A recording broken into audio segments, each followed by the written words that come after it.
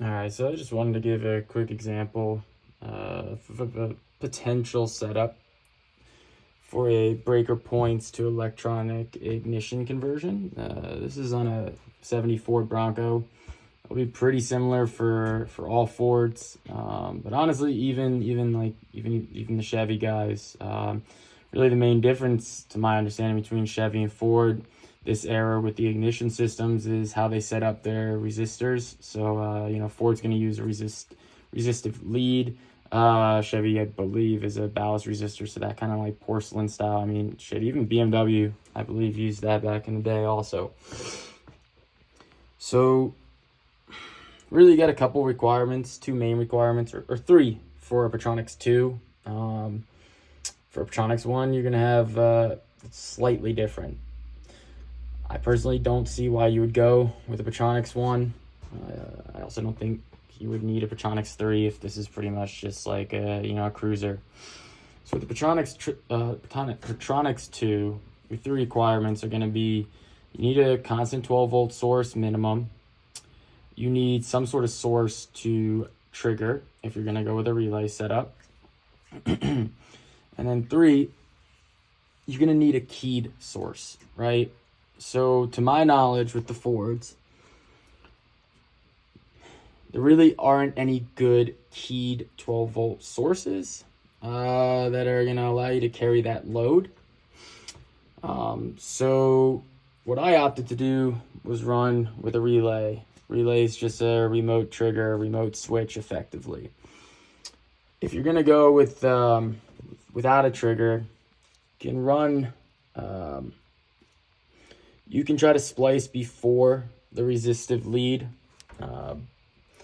below the dash. I'm not even going to give any recommendation on that. I wanted to avoid it all. I wanted to take some load, hopefully, off the ignition switch, as well as I didn't want to tack off of my fuse box or mess with any of the wiring harness.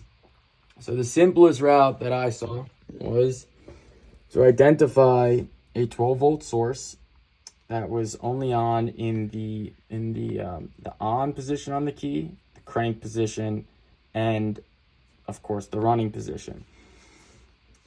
So your starter solenoid, right, from the ignition has, I believe it might not be 12 volts, it might be, I think it's at 6 to 8, just like the lead for the coil here.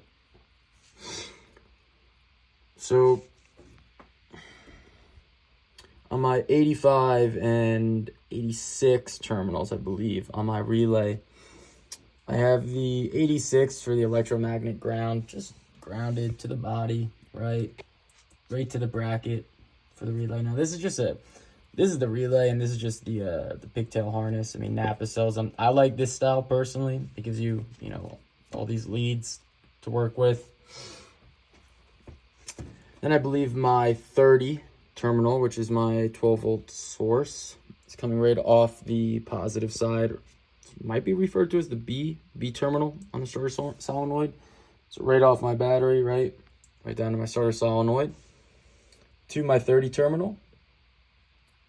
87 terminal is triggered when the keyed on, or when it's either in keyed on, crank, or running, and of course not accessory or off. It then sends that 12-volt power to my coil, my Pertronix right here. It's tacked off the same terminal post.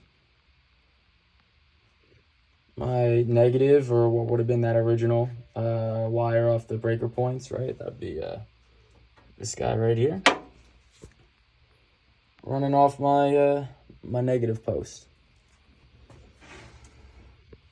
So it's a pretty simple setup once you wrap your head around it. I chose to go with the starter solenoid. I mean, one, being a little bit lazy. I didn't want to extend any of these leads. Didn't want to have to splice anything, solder it together there. But 2, I already identified that these are, working existing sources. Of course, I checked everything with a multimeter, but I knew they were good.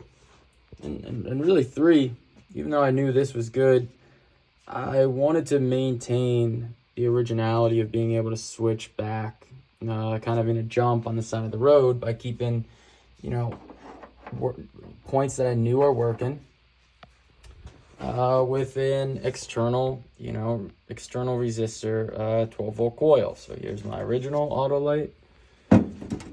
Here's a working Napa one. This one kicked on me just a couple weeks ago. 55 years later.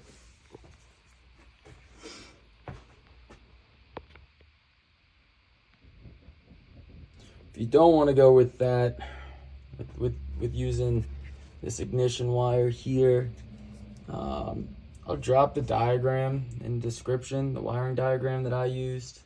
I believe it's 016 and the other one is maybe 914, can't remember. But you have this green with red stripe is one of the 6 to 8 volt sources in the on, crank, and run position. The other one, of course, is right here. I believe it's like a pink or a red, you can see it turns maybe orange or black with some time. Runs down your valve cover. And let's see. There we go. That red with green stripes also one, I believe. Don't hold me to it. I pieced together a whole bunch of things to pull this together. Bunch of threads and YouTube videos and all that. But yeah, runs great. Removed any hesitation I was having under load. I just kept frying points. I mean, one reason was I believe, well, I know that my voltage regulator was shot, but two, they're just made like garbage nowadays. I say nowadays like I was around 50 years ago. And that's about it.